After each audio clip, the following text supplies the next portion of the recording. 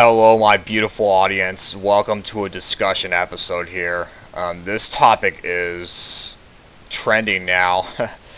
I was going to say important, but I do believe it's an important topic to discuss, but I also wanted to say that it's a trending topic. So, we know that, well, before we go into that, I want to say the gameplay you're looking at here is 13 Angry Cyber Demons. If you want to check out a full playthrough of that, I'll give you a link to that in the description below, so that way you can go ahead and check it out. So, you guys remember, you see this on my channel all the time. You see me play the classic 1993 Doom game, alright? You see me do a playthrough of a custom level because I'm passionate about the game, and you know what? I've been playing it ever since December of 2006, so almost 13 years. Almost 13 years, that's how long I've played the game for. You know, it's good stuff, you know, locating secrets, killing enemies, collecting items and stuff like that, and then you get the scoreboard at the end of each level to tell you what percentage you scored for each category. And I thought that stuff is very interesting. I love the numbers and stuff like that. I mean, the only disadvantage is the numbers are truncated, but that's besides the point. I still think it's a pretty cool game. I play it on a PC, and the whole time I've played the game, it's been on a PC. It's not on any other platform, whether it would be a console or whatever the case may be. Speaking of that, if you're a PC gamer, you didn't have to worry about this issue. But if you're a person who likes the classic Doom 1 through 3, and you like to play, because I've heard that now that Bethesda, they've announced that Doom 1 through 3 are coming to the Nintendo Switch, Xbox One, and PS4. Yes, so that way if you want to take a trip somewhere and you still want to play the game, you can bring your Switch with you. Nintendo Switch is very popular. It's got like tens of millions or maybe even hundreds of millions of copies of the device being sold. So if you're a person who wants to play it on the go, you can do that nowadays. But here was the bad news. Okay, the bad news is you had to have a Bethesda account, and you had to have that if you want to play the game. And a lot of people will, again, this does not include playing it on PC, okay? I'm talking about, like, this only applies to the Switch, Xbox One, and PS4. Okay, if you want to play on those devices, you got to have a login account. And a lot of people complain about it on Twitter, and yeah, people weren't happy about it, okay? What happened was Doom 1 and 2 only needed one login, which means you only had to log in once to play the games. And Doom 3, it's like every time you try to play, you had to log into your account. Bethesda did, however, make it optional, so you do not have to log in to play the games. Alright, the only thing you do have to do, if anything, is you just have to buy the games from Steam or GOG, and as long as you buy those games online, you should be able to play the game. I mean, after doing some like configurations and stuff, like what source port you want to use, etc. It's pretty simple, okay? It's self-explanatory. I mean, if you need help doing that, I mean, you can consult the articles. But, and as far as making a login optional, now here's what Bethesda had to say about the situation. The Bethesda Net login requirement was included for the Slayers Club. I don't know why I said players. Slayers Club to reward members for playing the classic Doom games. I don't know what you mean by Slayers Club, but okay. The login should be optional, and we are working on changing the requirement to optional now. And you know what? I got to applaud Bethesda for fixing it, okay? Because people do not want to have to sign in just to play games, okay? They want to just buy the games from a digital distribution store like Steam or GOG, and they just want to play it. They don't want to deal with other things, okay? Because otherwise, people are going to be like, well, what did I waste my money on this game for, or these games?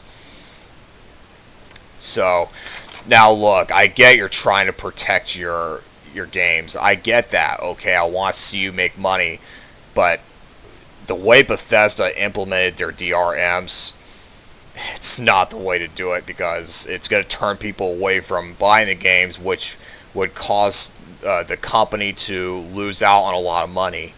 Okay, the game has made great sales. A lot of people bought the games, and it helped them make money off of it. And with the DRMs in place, people are going to get turned away from buying the game. Okay, they're not going to be able to play it, and all they're trying to do is they're just trying to play the game. They're not doing anything else with it. Okay, I'm sure other developers, they've done some DRM measures, and a lot of times the DRMs go too far. I mean, yeah, I get you're trying to protect your intellectual property and trying to prevent your games from being pirated. Yeah, I applaud you for that, but what does become a problem is when you go too far. Okay, when you go too far to a point where you have to have people create accounts to play the games and log in, it's just a bad look for the consumers, okay? You know, imagine if I were to want to play the games on that I love playing on, like, say if I get a Nintendo Switch, and if I had to, like, say, log in to play the games, yeah, I wouldn't be happy either, okay? I would be pretty angry. I would be like, well, what did I waste my money on for? Or like, what's the point in spending the money on the game? You know, don't you see what I'm saying? People just want to enjoy the game, all right? So, anyways, what else do I want to address here? I'm sure Bethesda has done some other shady stuff when it comes to business practices. I mean, I remember when, like, you remember I've heard stories about Fallout 76 fiasco, where there are players who are experiencing some major problems, and it renders the game as unplayable, which means that they're not able to play the game because the game is buggy, and a lot of people complain about that. So it's not the first time Bethesda has done something that's anti-consumer. So it's not the first time they've done it. I mean, hopefully they've learned their lesson not to do it again, because, I mean, look, I'm all about giving everyone second chances, okay? Because, you know, we all make mistakes, you know, and the people who manage these companies, they're no exception. So, anyways, for those of you who want to play the classic Doom games on the Switch, Xbox One, and PS4, I would say, yeah, have at it. You know, I want to see you be able to enjoy the games. And yeah, I don't want to see you having to log in just to play, okay? I don't want to see that happen to you. I want to see you just be able to enjoy the games. And then if you don't like the games, then you can return them on Steam and get a refund, okay? I've seen other channels also do videos about this topic. And ever since that trend is going around, that's what made me want to talk about things like this, which luckily this issue, again, as I've mentioned earlier in this discussion, that because I play this on a PC, that this issue does not apply to me, so I don't have to worry about that. But there are people who play these games on other platforms, and they have to deal with things like this. So that's why I wanted to address it to you, because there are people who like playing games on a Switch, and they don't want to deal with shady stuff like this. So, but as far as the DRM is concerned, people have ways around it. So, they could simply, because let's face it, that, no matter what companies do, I mean, I get that they try to protect their intellectual property, but piracy is never going to die out. I'm sorry, dude. Piracy's never going to go away, because, people have ways around it, okay? It's a cat and mouse type of game. When company does something to prevent, when they try to do something to prevent something from being pirated, someone's going to always find a way around it. It's like a loophole, okay? They'll find a loophole and they'll exploit it. It's never going to go away, alright? So, I mean, I don't recommend you pirating stuff. I mean, piracy's theft. Don't pirate anything, but piracy's never going to go away, alright? That's one thing that game developers are going to have to realize, is that no matter what they do to try to, when it comes to DRM, people are going to have ways around it, okay?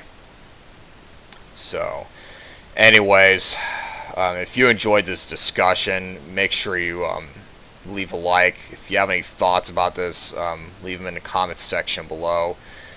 If you'd like to see more of my activities and you have not subscribed yet, make sure you hit the subscribe button down below. As always, thank you for watching. I hope that all of you have a good one.